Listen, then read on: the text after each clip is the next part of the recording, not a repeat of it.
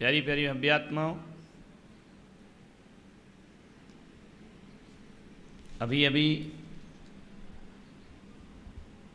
स्वर्णा जी कह रही थी कि आपने बहुत प्यार दिखाया नासिक में।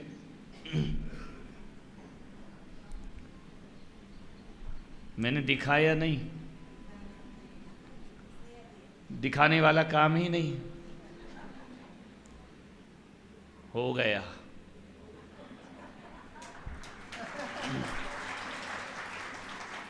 और जहां हो जाता है वहां दिखाने की जरूरत, मोहब्बत किसको किससे कितनी है ये समझाने की जरूरत नहीं होती, और मोहब्बत जिसको जितनी है वो खुद समझ जाता है, समझाने की जरूरत नहीं।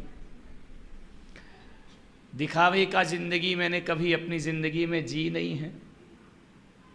मैं तो जैसा बाहर हूं वैसा ही अंदर हूं। लेकिन सचमुच कहूंगा कि प्यार किया नहीं जाता, हाँ ये याद है। विचार करिए, हो गया तो हो गया, अब क्या कर सकते हैं, हो गया तो हो गया। वैसा वाला नहीं हुआ जैसे तुम लोगों को होता है ना, अपना दूसरा वाला है। और बहुत सी यादें समेट करके यहाँ से ले जाऊंगा सभी की। बस जाते जाते यही संदेश आपको देना चाहता हूँ कि संतों को तो सारी दुनिया याद करती है। मुझे याद करोगे या नहीं, बोलो। और ये सोचना पड़ रहा है, हम इतना गला फालतू बिठाया यहाँ।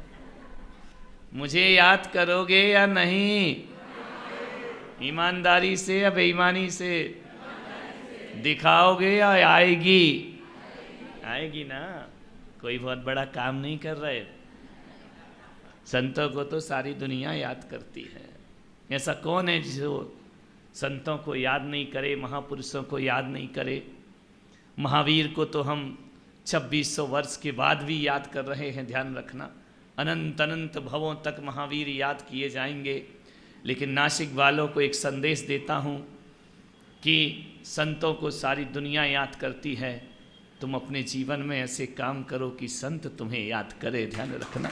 तो जीवन हमारा सार्थक, और सब संत याद करें तो जीवन तुम्हारा सार्थक हो जाएगा। संत की जुबान पर तुम्हारा नाम आ जाए, संत की निगाहें तुम पर उठ जाएं और तुम्हें देख करके संत मुस्कुरा दे, तुमसे बात कर ले, बोले या ना बोले, देख ही ले, तो समझना तुम्हारा जैन कुल में पैदा होना सार्थक हो गया है। ध्यान रखिए, ये कोई छोटी मोटी घटना नहीं होती है। संत की कृपा मिल जाए, संत दरस सब पातक टरहि, उनके दर्शन मात्र से कहा है कि पापों का नाश होने लगता है। ध्यान रखिए, गंगा तो डुबकी लगाने के बाद पाप नाश करती है, गोदावरी तो कुंभ में नहाने के बाद पापों का नाश करती है, लेकिन संत की गंगा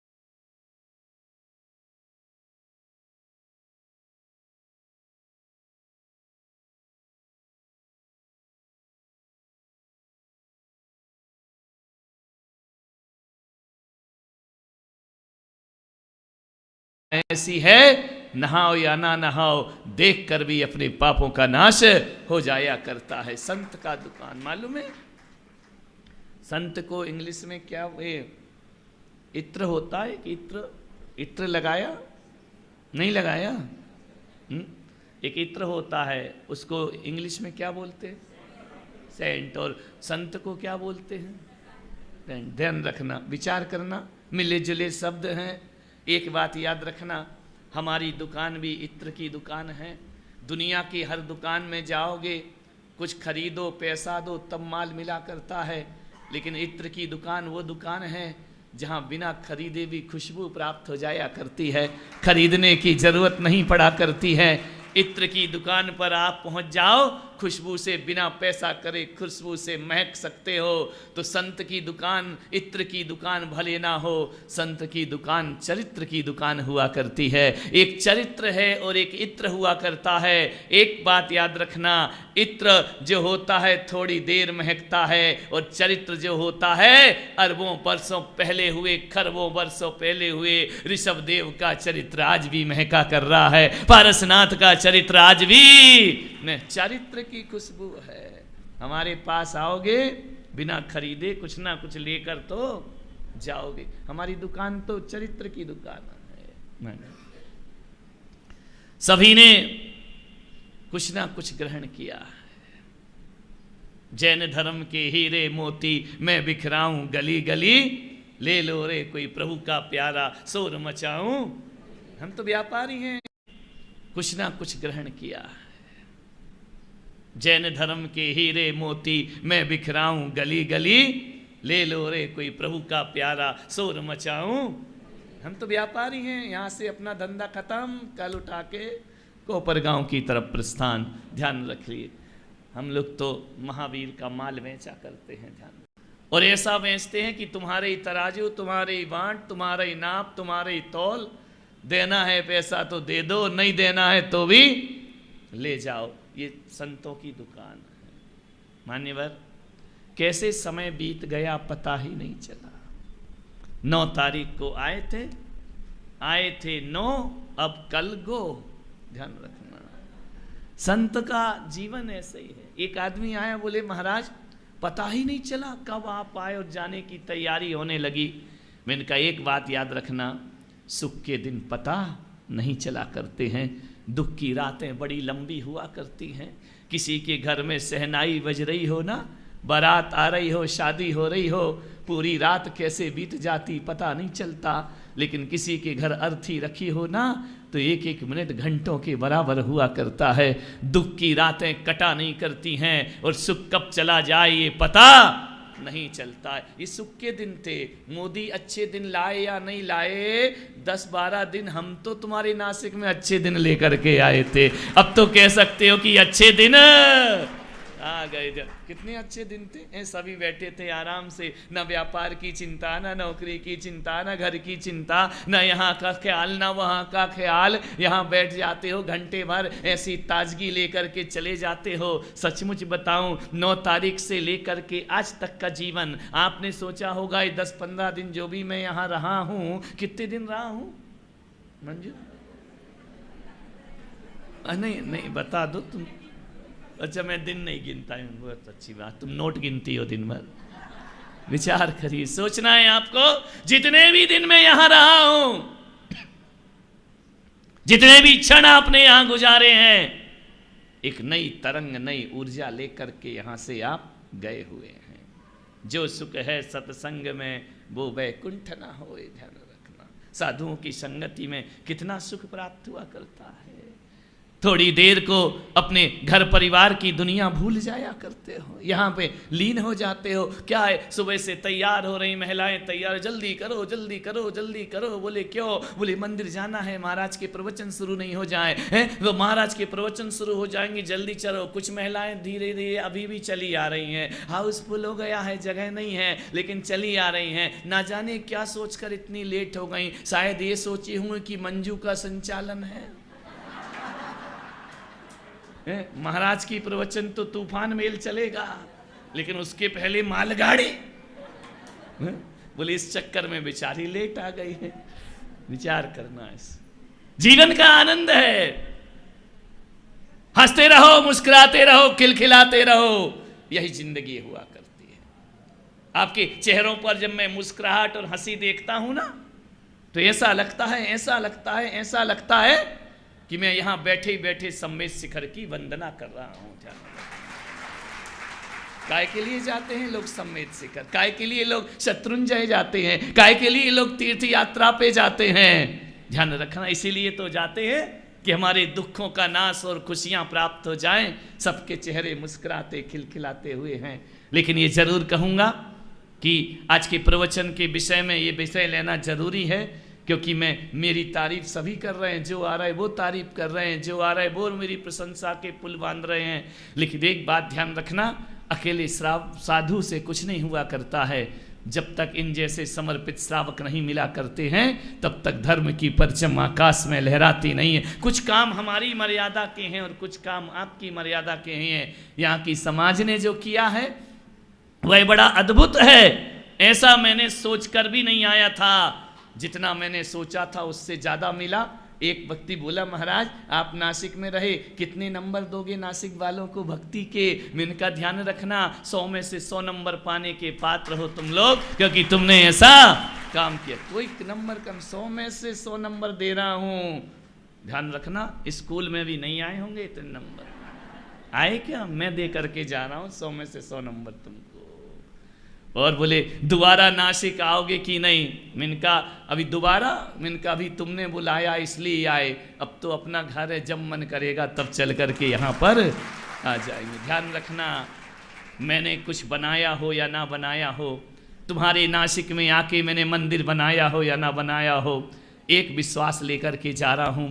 मैंने कुछ यहाँ पर बनाया या नहीं बनाया, लेकिन आपके दिल में जगह तो मैंने बनाई है। इतना विश्वास में यहाँ से लेकर जा रहा, हमेशा रहेंगे। कितना परिश्रम करना पड़ता है आदमी को।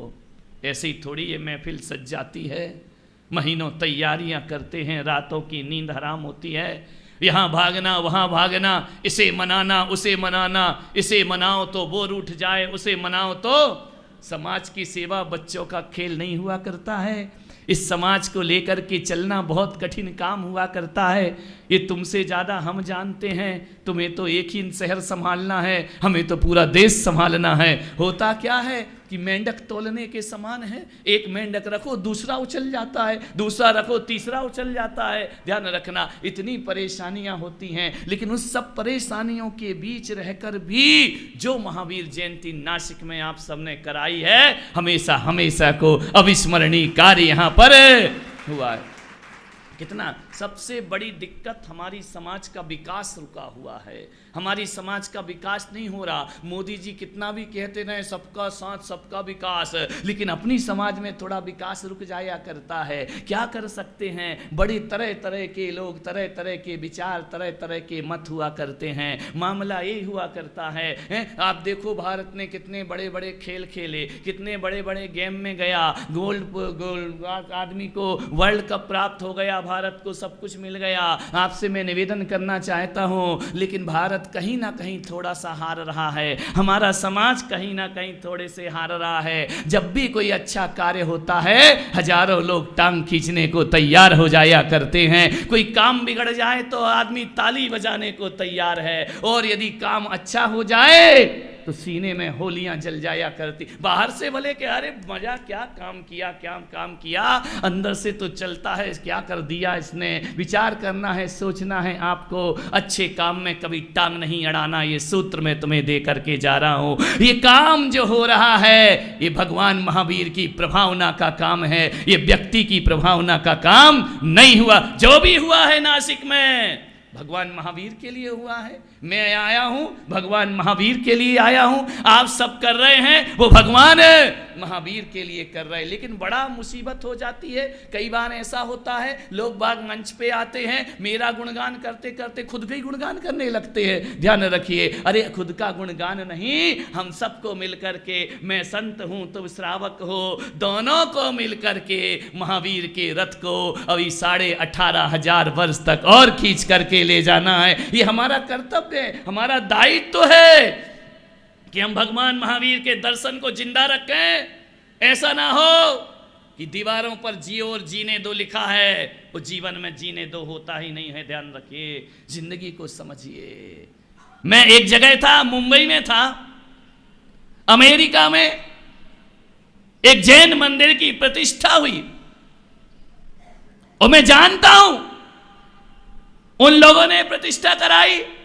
दिगंबर जैन समाज में एक पंथ ऐसा है जो मुनियों को नहीं माना करता है। मुनि को मुनि नहीं मानता है, गुरु नहीं मानता है। खैर उससे हमको कुछ लेना देना नहीं, मानो या नहीं मानो। मैंने दीक्षा लेते समय कोई ये शपथ पत्र थोड़ी पढ़ा था कि हमें महाराज मानना तो दीक्षा लेंगे।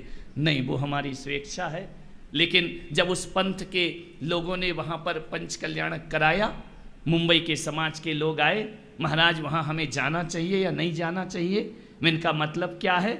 बोले वो तो मुनि पंथ वाले नहीं हैं, वो तो मुनियों की पूजा नहीं करते, तो हमें वहाँ जाना चाहिए या नहीं जाना चाहिए। मैं इनका एक बात याद रखना, कौन मुनि को मानता है और कौन नहीं मानता है ये हम सब अपने घर में बैठ कर के जानते हैं, लेकिन 7 समुंदर पार यदि महावीर की प्रतिष्ठा हो रही है तो सब अपने संकीर्णताएं छोड़कर भगवान महावीर के लिए सबको वहां पर पहुंचना चाहिए, जाकर के सबको उनकी प्रतिष्ठा संपन्न। कौन जानता है दिगंबर श्वेतांबर? कोई नहीं जानता है। वो जानते हैं जैन समाज। उस दिन नहीं देखा महावीर जयंती पर जब जुलूस निकल रहा था, कौन पूछ रहा था दिगंबर कौन, श्वेतांबर कौन? सब कह रहे थे जैनियों के भगवान की जयंती है, और पूरा जैन समाज दिन सड़क पर आकर के चलने लगा भगवान के सब। ध्यान रखना, कौन जानता है ये घर की लड़ाइयाँ घर में ही रहने दो मेरे भाई, इन्हें बाहर लाने की कोशिश मत करिए। बाहर हम सब जैन हैं, मुनि को माने। बोले वो आपको नहीं मानते। मैंने कहा वो मुझे नहीं मानते, उनकी मर्जी है, लेकिन मैं तो उन्हें अपना मानता हूँ, ये मेरी मर्जी है। ध्यान रखिए, वो तो मेरे हैं, तुम मानो या ना मानो, मैं तो तुम्हें अपना मान। संत हृदय नवनीत समाना, संत का हृदय आठ होना चाहिए, संकीर्णता में बधा हुआ संत नहीं होना चाहिए। संत दायरे दिल नहीं, संत दरिया दिल होना चाहिए, समाहित हो जाए। मेरे नाम के आगे सागर लगा है ना। ये सागर क्या होता है? इनके नाम के आगे सागर, उनके नाम के आगे सागर, सबके आगे सागर लगा है। ध्यान रखना, हम सागर हुआ करते। सागर वो होता है जो नदियों को भी एक्सेप्ट करता है, नालों को भी एक्सेप्ट करता है, गटर के पानी को भी एक्सेप्ट करता है, और आकाश से गिरने वाले अमृत को भी स्वीकार करता है। वो दुनिया में सागर जैसा जीवन। सागर ने कब कहा कि नदियां तुम मत आना मेरे पास, नाले तुम मत आना मेरे पास, गंदे पानी तुम मत आना मेरे पास। अरे सागर का तो वो महत्व हुआ करता है, पानी कहीं का भी हो, पानी तो पानी हुआ करता है। ध्यान रखना, वो सागर हुआ करते हैं। मान्यवर, आपसे निवेदन है, बड़ा विराट हृदय बनाओ। समाज पिछड़ रहा है, समाज की ऊंचाइयां नहीं पार कर रहे हैं हम। सब कुछ होने के बाद भी हमारी समाज की सबसे बड़ी एक गंदी आदत है, जो मैं आज तुम्हें कहकर जा रहा हूं। बात कड़वी है, चुभेगी, चुभ जाए, लग जाए, और तुम्हें बुरा लगेगा तो मेरा क्या बिगाड़ लोगे? लगेगा तो लगेगा। ध्यान रखना, विचार करना है। सबसे गंदी आदत है, जब भी समाज में अच्छा काम होता है 4 लोग टांग खींचने को तैयार खड़े होते।